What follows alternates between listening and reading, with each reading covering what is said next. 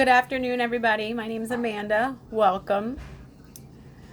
So today's topic is going to be on premature birth. I'm just going to go ahead and start.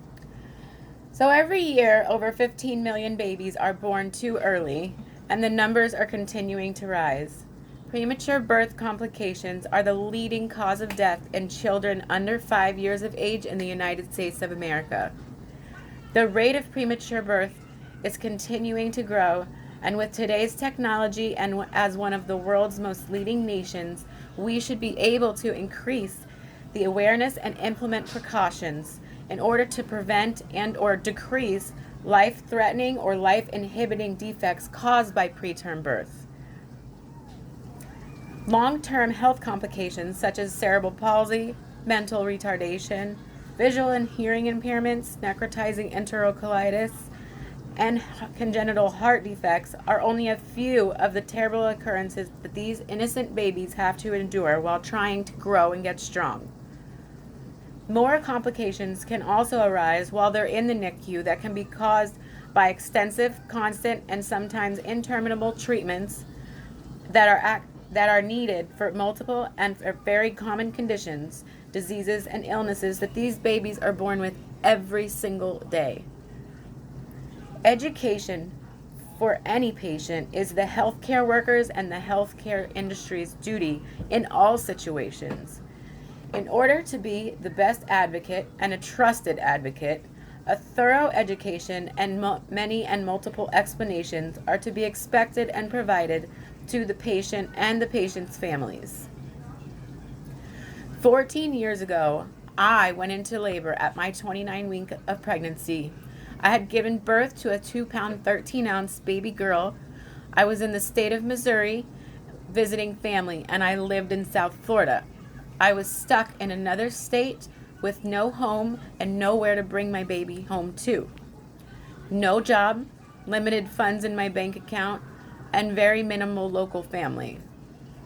The March of Dimes organization, in collaboration with Children's Miracle Network, helped me to find the Ronald McDonald House, which was located actually directly across from my hospital my daughter was to stay in for the next 2.5 months. Our parents were given a hotel room that had connected to the hospital, and we were given vouchers for gas and food. Monies that have been donated by people over the years in those little plastic boxes that you see next to the drive-thru at McDonald's have helped to contribute to many families in the Ronald McDonald House that were in the same or similar situations. 6 years later, I found myself facing yet another preterm pregnancy, only this time it was much earlier. I had just reached 25 weeks and had to have an emergency C-section to give birth to my second daughter, Leanna. I was terrified because she was so early, and she was only 1 pound 9 ounces, much smaller than Savannah was. I was fortunate enough to not be in the same boat I had been with Savannah. When I had first met Leanna in the NICU, I couldn't speak. I didn't know how to react. She was hooked up to all sorts of machines, and although I had gone through a similar experience, she was in a far more critical condition than Savannah had been. Once again, just this past August, I delivered early another time. At 29 weeks, I had an emergency C-section due to a placenta previa. I had lost almost 2 liters of blood and thought that I was not going to make it. The doctors kept asking if I thought I was okay, and the words would not come out of my mouth. All I wanted to say was, I think I'm going to die, and I couldn't even say I was going to die.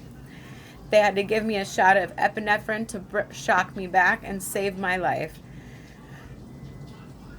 The great staff at Wellington Regional Medical Center, which is located in Wellington, Florida, they were able to save my life and my daughter's life, Miss Alejandra Grace. All of the machines and medications that gave them the support that they needed in order to grow and get healthy were provided by the March of Dimes. Without all of the amazing individuals who gave to that organization, and without all of the incredible employees and healthcare workers, My life and their life may not have been blessed with these three beautiful and healthy lives. I walk today to help raise money for the March of Dimes as my way to thank them for all that they do.